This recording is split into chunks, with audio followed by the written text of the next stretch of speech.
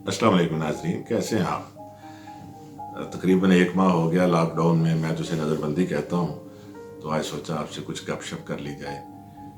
ये जब से ये कोरोना का सिलसिला शुरू हुआ है, इतनी बातें सुनने में आती रही कि उनको काउंट नहीं किया जा सकता। आज हम देखेंगे कि इन बातों में से क्या कोई बात दुरुस्त भी थी।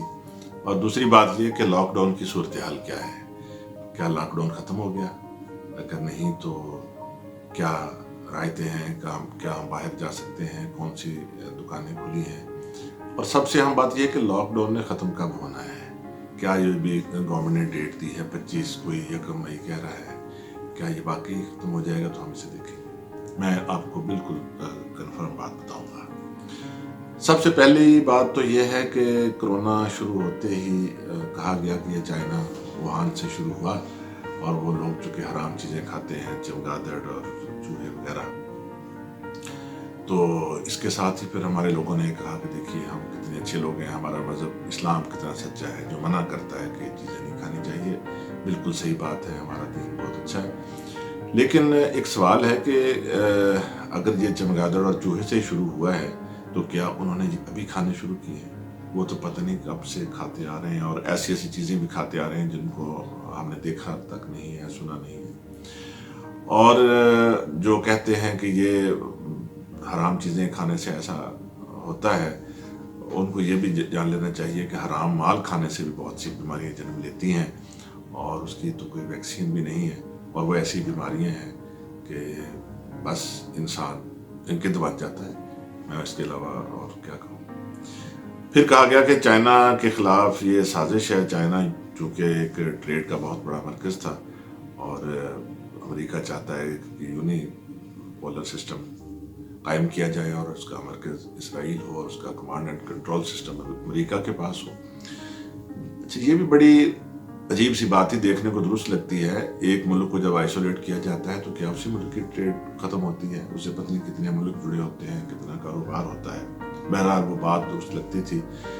फिर एक और बड़ी खौफनाक बात सामने आई कि ये एक जरासीमी हमला था जो कि अमेरिका ने किया इसराइल की मदद से, और ये कुछ लोगों ने इसमें फाइनेंस किया इसको, कोरोना को प्रोड्यूस करने में। और इसके सबूत के तौर पर, दलील के तौर पर यह बात की गई कि देखिए इसराइल में और अमेरिका में कोई नुकसान नहीं हो रहा। और हमने फ़ौरन इस बात को मान लिया, और फिर जो रिसर्च आती थी सोशल मीडिया पे, हेलो गाइस, मैं फलां यूनिवर्सिटी से बोल रहा हूँ, मैं पिजन यूनिवर्सिटी से बोल रहा हूँ, मैं इटली से बोल रहा हूँ, ये रिसर्च है, उसको असल बात ये है। लेकिन फिर ये हुआ कि अमेरिका के हालात दूसरे ममालिक से बुरे हो गए। आजकल भी देखिए न्यूयॉर्क सारा किस तरह वो लॉकडाउन में है, मिजरेबल ज़िंदगी गुजार रहे हैं, और जो वहाँ डेथ हो रही हैं वो कितनी ज़्यादा है। जब ये देखा तो फिर एक और बात फैलाएगी कि ये भी अमेरिका की एक साजिश है।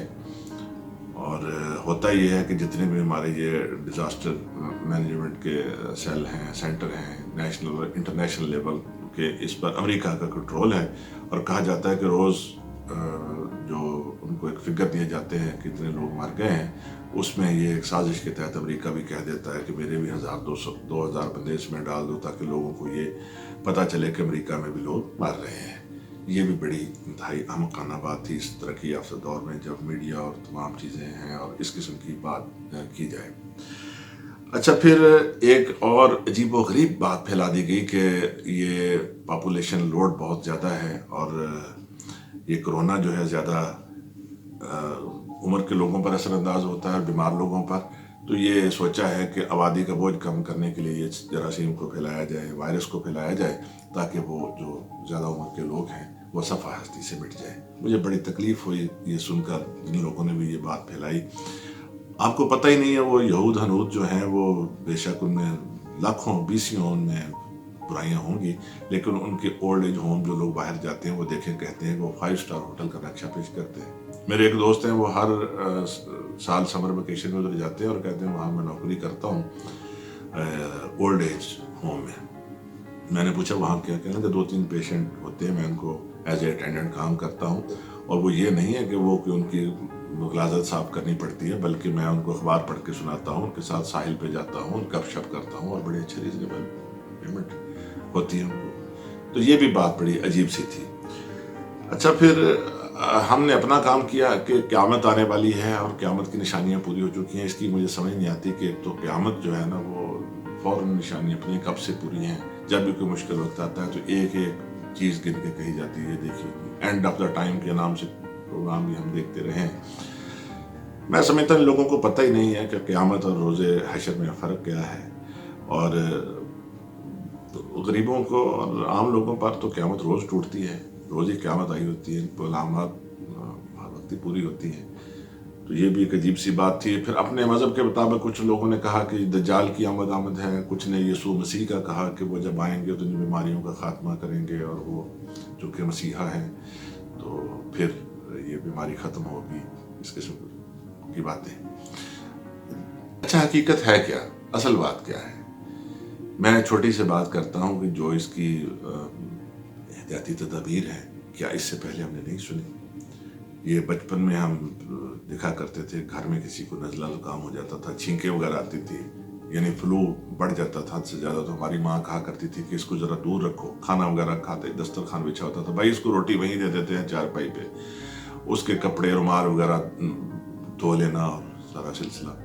اس کے علاوہ ایک اور بیماری جس کو خارش بولا جاتا ہے, وہ اگر کسی کو ہو جاتی تھی اس کا جو حال ہوتا تھا نا, تو وہ آپ سب لوگوں کو پتہ ہے کہ اس کے کپڑے الگ رکھنا, اس کو الگ کمرے میں رکھنا, اس کے بستر پر کوئی نہ بیٹھے, وہ دیکھنا خارش پڑی ہوئی ہے. بلکہ اس کی احتیاطی تدابیر میں یہ بھی تھا کہ اس کو ڈیلی کپڑے پہنائے جائیں اور اس کے کپڑے الٹے کر کے استری کیے جائیں تاکہ وہ جو اثرات ہیں وائرس وغیرہ میں مرتا رہے.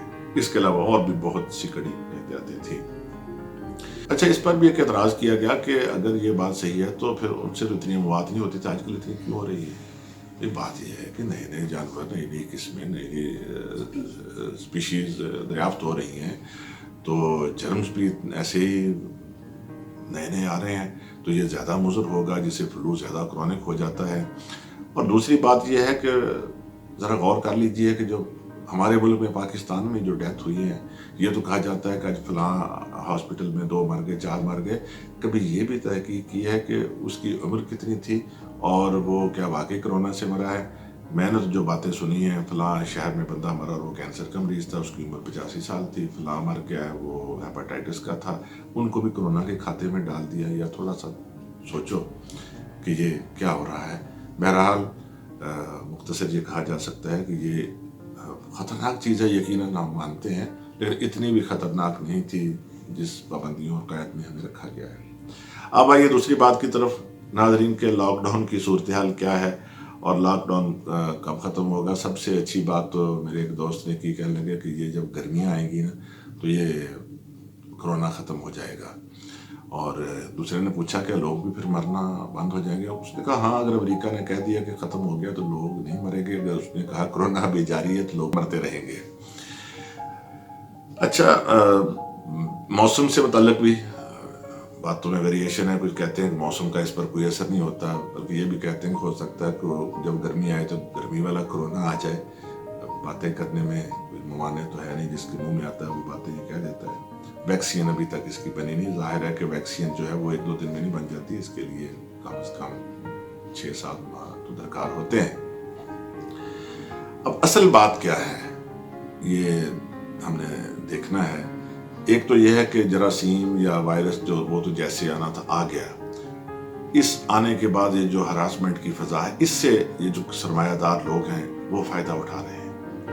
یہ جو ایک گھٹیا سا نظام ہے پورے ملک اور دنیا پہ چھایا ہوا ہے, وہ چاہتا ہے کہ اس سے فائدہ اٹھایا جائے, ذخیرہ اندوزی اور مختلف قسم کے فوائد حاصل کیے جائیں. ایک بڑی گھٹیا سی مثال میرے ذہن میں آ رہی ہے کہ جب کوئی مشکل میں ہوتا ہے تو اس سے اور بھی کیا فائدے حاصل کر لینے چاہیے جو یہاں مناسب نہیں ہے, یہ کہنی چاہیے.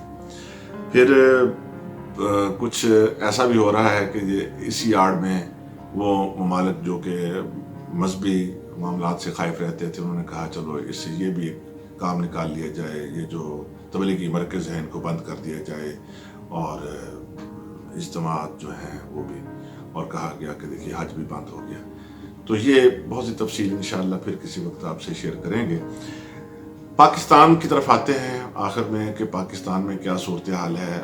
اب شروع میں کہنا شروع ہو گئے تھے کہ لاک ڈاؤن ختم ہو جائے گا, لیکن ہماری حکومت جو ہے یہ कुछ फिगर बढ़ाना चाहती है। इतना ख़तरा है नहीं ताकि इसकी आड़ में हम अपने कर्जे वर्जे कुछ इमदाद हासिल कर सकें। ये होगा, ये वो किसी ने कहा था ना कि हुकूमत नहीं है गल्ला, तो हुकूमत तो रहने दें, हमें नहीं पता इसमें होगी हकीकत कोई ज़ाहिर है कि इमदाद के आजकल चर्चे तो हैं। लेकिन मेरा जो कंसर्न है इस वक्त जो बात करना चाहता हूँ वो ये है कि ये हमारी जो खबरें इनमें एक क्या कहना चाहिए कि वो इकसानियत क्यों नहीं है। कभी कहा जाता है कि लॉकडाउन होना चाहिए, साथ ही खबर आती है कि नहीं होना चाहिए, ज़बरदस्ती करवा लिया गया, सिंध में तो ये हो रहा है, पंजाब में ये क्यों नहीं हो रहा। इन सारी बातों को अगर जमा किया जाए तो हमारे जो चीफ एग्जीक्यूटिव हैं वज़ीर आज़म इमरान खान, उनकी बातों को गौर से सुनना चाहिए। वो कहते हैं कि लॉकडाउन ना हो तो इसका क्या मतलब ये लिया जाए कि खान साहब अपने बंदों को अल्लाह माफ़ करे मरवाना चाहते हैं? हरगिज़ नहीं। खान साहब से लाख इख्तलाफ हो सकते हैं, कुछ पॉलिसियों पे, कुछ उनकी काबीना पे व दीगर, लेकिन इस मामले में खान साहब की बातें बिल्कुल दुरुस्त हैं। असल में वो जिस कैलिबर के आदमी हैं वो शुरू से कहते रहे हैं कि लोगों में कोई ख़जाना तलाश नहीं करूँगा, जब आऊँगा मैं इस मुल्क में एक अच्छी कौम पैदा करना चाहता हूँ, लोगों में आपको, पाकिस्तानियों में आपको एक कौम बनाऊँगा, ऊपर उठाऊँगा, वो अल्फाज ऐसे इस्तेमाल करते हैं। कौम में ये सेंस होनी चाहिए कि देखें एक वायरस फैला हुआ है, ज़रूरी नहीं है कि डंडे के ज़ोर पर आपको बंद किया जाए घरों के अंदर। खान साहब का जो विजन है वो ये है कि आप घरों में रहें, जो एहतियातें हैं वो करें, चाय पिएं, कहवा पिएं, गर्म पानी पिएं, हाथों को धोएं और साफ़ सुथरे रहें, और जहाँ तक ये सोशल डिस्टेंस है उसका भी ख्याल रखें खुद ही, ताकि आपकी अपनी ज़िंदगी में जीवन ना हो। अगर कोई ज़रूरत की चीज़ चाहिए तो वो आके बाज़ार से ले जाएं और फिर वो अपने घरों में चले जाएं। तो लोग कहते नहीं कर्फ्यू लगा दिया जाए। अगर आपको कर्फ्यू के मामलात का कुछ इल्म हो, कर्फ्यू के क्या फीचर्स होते हैं और किस तरह लोगों की ज़िंदगी अज़ियत में चली जाती है और लोग फिर इससे क्या फ़ायदा उठाते हैं, तो अल्लाह की पनाह हम कभी कर्फ्यू का नाम भी ना लें। तो नाजरीन, मैंने आपसे कहा था कि मैं आपको बताऊंगा कि लॉकडाउन कब ख़त्म हो रहा है। पहली बात तो यह है कि जो लोग कहते हैं कि वो जी पहले कहा गया था 1 हफ्ते बाद ख़त्म होगा, मैंने उस वक्त भी कुछ दोस्तों से कहा था कि ये 2 महीने चलेगा। तो फिर सवाल ये पैदा होता है कि 1 हफ्ता फिर 10 दिन क्यों कहा जा रहा है। इसकी एक ही वजह है कि अगर उसी वक्त कह दिया जाता कि ये लॉकडाउन 2 महीने चलेगा तो एक डिप्रेशन में पूरी कौम चली जाती, और उसके साथ ही ये जो लोग हैं वो ये सोच कर के कहीं अनाज ख़त्म ना हो जाए, चीज़ें ख़त्म ना हो जाए, तो वो ये लोग ज़ख़ीरा अंदोज़ी शुरू कर देते हैं और अजीब कहत का समा पैदा हो जाता है। इसलिए ये कहना पड़ा कि ये 10 दिन के लिए, 15 दिन के लिए है।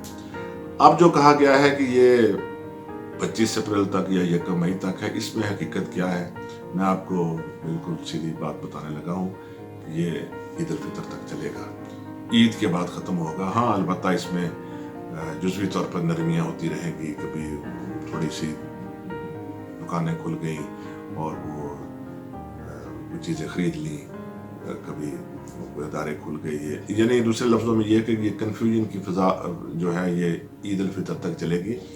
ये सीधी सी बात है। अगर अभी कह दिया जाए कि लॉकडाउन 1 मई को फ़र्ज़ करें ख़त्म हो गया, तो ईद के बड़े बड़े इज्तिमा होते हैं, तो उसमें फिर लोगों को रोकना और ये एक मामला है। अब तो चलो एक टेम्पो बना हुआ है।